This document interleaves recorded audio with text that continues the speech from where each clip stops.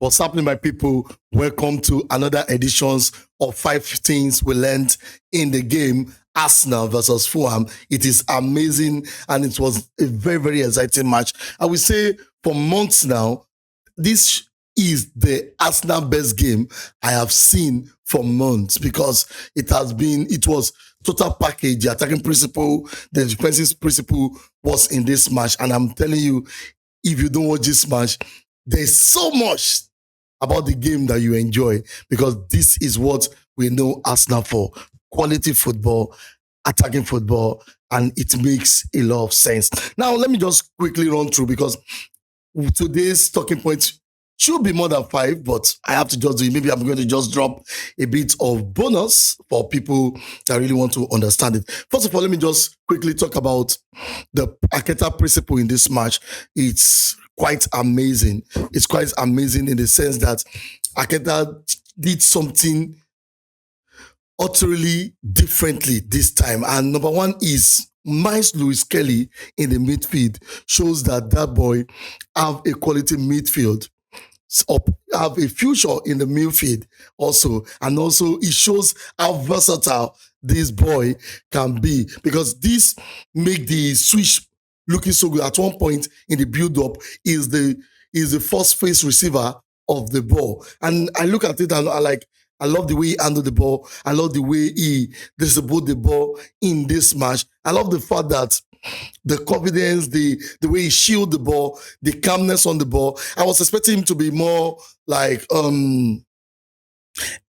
explosive, losing the ball anyhow. But I was shocked to see how calm and how he understands the midfield play. And now he's looking for the ball at every time. And it makes the Arteta's formation really look unique because on the ball, they start with the 3-man at the back. Sometimes, what's this guy named? Mikel Kelly is the first face receiver, whereby someone will be, what's his name? Rice was very close to him in the 3-2-1-4 on the ball. 3-2-1-4. Eze being the number 10, linking up the 4 attackers. It's so amazing to watch, and they were cool on the ball. Thomas Kelly at one point was switching roles with Calafiori at one point because Calafiori was tucking into the midfield, and in certain build-up, you will see that Miles will go down to the left back to cover the space, and it was obvious. It was a good tactical display from Arteta. I don't know why he did it, but it actually was on point.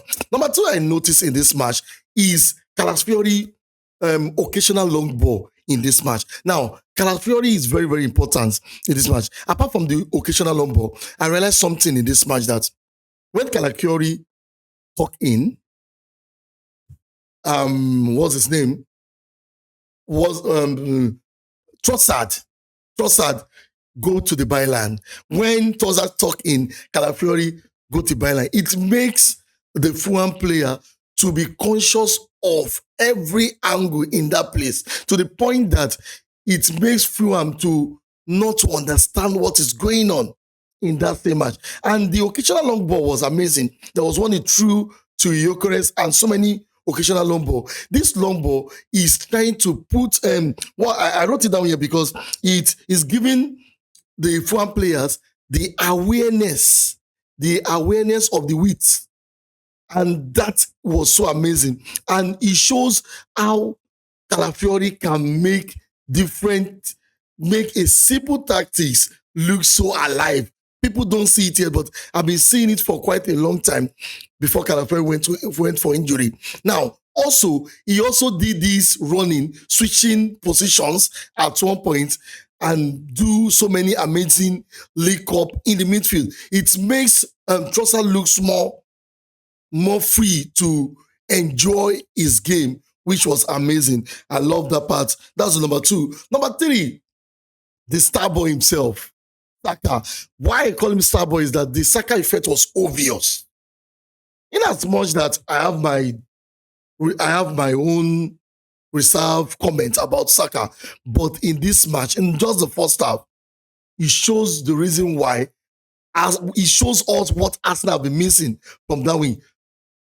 Okay, what's his name? Madueke, fine. He did so well. Madueke did so well at his own point.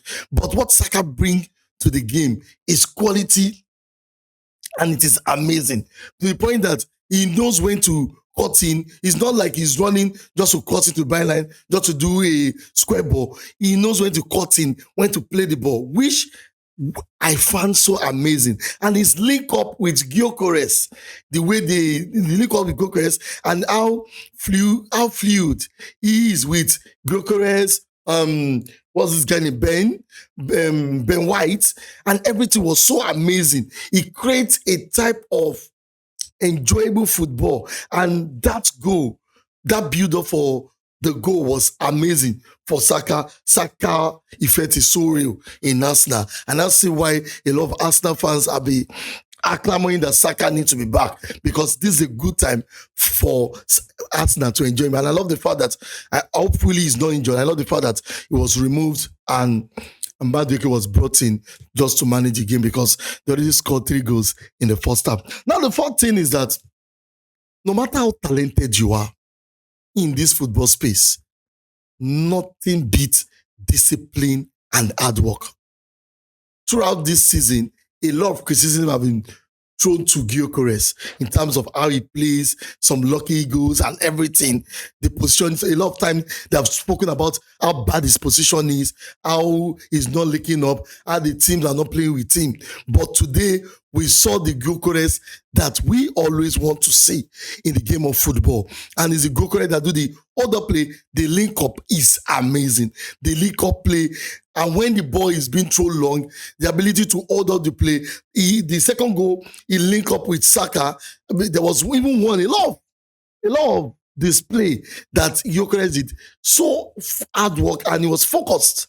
And we can see in this match that he was rewarded eventually with that header. It's quite a long time I've seen Gyökeres score a lot of headers in all through his career.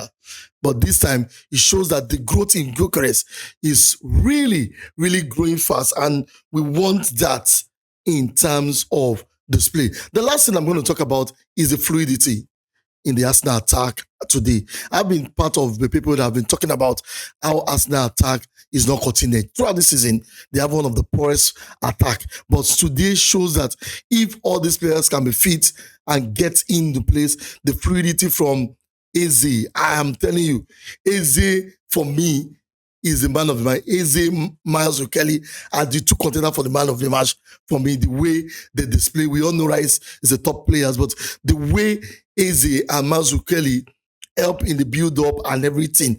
Sometimes when I see Marcelo passing, the next time I'm seeing Eze, so amazing. It's so fun to watch, and it's a good thing to view when you see players doing the simple basic in the match. The fluidity at the front was amazing. Yes, we can. A lot of people say, "Oh, Fulham was poor," but the tactical and technical know-how of Arteta today overrides that of Marco Silva in this match.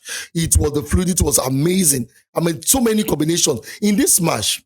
When I was looking at it, analyzing the match, and I'm writing down, I'm seeing a lot of triangles. I'm seeing diamond shapes. I'm seeing shaped triangles whereby a player knows that this is the next place I'm seeing at one point box in the midfield, triangle in the wings, diamond at one point. It shows how fluid this team are today, and it was amazing. The last thing I'm going to say is that the league is not actually over. I don't think Arsenal have actually bottled the league, because if Arsenal can give this type of performance week in, week out, and score many goals, this season may end up be won by goal margin. So Arsenal fans should just have that in mind, that the best of the best match for me for a long time is today's match. And also, let me just say a bit about the Fulham players and the Fulham team. Fulham team was not in the right shape. Tactically, they went there and they went focused, and the dominance of Arsenal was so much. In the first time, it took them 30 minutes to actually have a series of possession. in that match. It took them 35 minutes. When they are on the possession, they lose the ball so quick because they want to try to do a quick transition. They do a quick transition, but they couldn't even get that. And also in the Fulham match, it's obvious. In this Fulham match, it's obvious that Arsenal can actually play a fine football. So Arteta was amazing today. And also, I'm going to just put this out there. On the ball, Arteta, because I love to say this so that people can really understand it. On the ball, Arteta was doing the 3-2-1, the 3-2-1-4.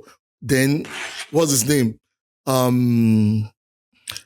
Eze was doing the whole orchestra, trying to moderate, direct the play, trying to get some passes in. And that was that. But off the ball, in defensive shape, they were using 4-3-3. And this time it was not the counter press, it was the zonal pressing that they used off the ball. And we can see different dynamics in how they do their thing. At one point, I was seeing a 4-4-2. At one point, I was seeing a 4-4-2. And we all know that the base formation, the formation on paper, the base formation was 4-2-3-1. Seeing Miles Kelly in the midfield should not surprise a lot of Arsenal fans, but a lot of people felt that, you have Sasu Bendy, but today Miles Kelly shows that he has a future in Arsenal. So I don't know if you have any other thing to talk about. There's a lot to talk about in this game in terms of how they play the trap sets by Arsenal, how Arsenal beat the defensive structure of Fulham. A lot to talk about because it was an amazing game. And when a game is a very, very attacking game, there's a lot of talking points. So if you have another thing to talk about, and if you think there's so much to talk about, if you have anything whatsoever to talk about this game, or just put it in the comment section. I'll be there to give you one or two answers about it. So till we meet again, stay fixed to the Fatiga football, and bye-bye.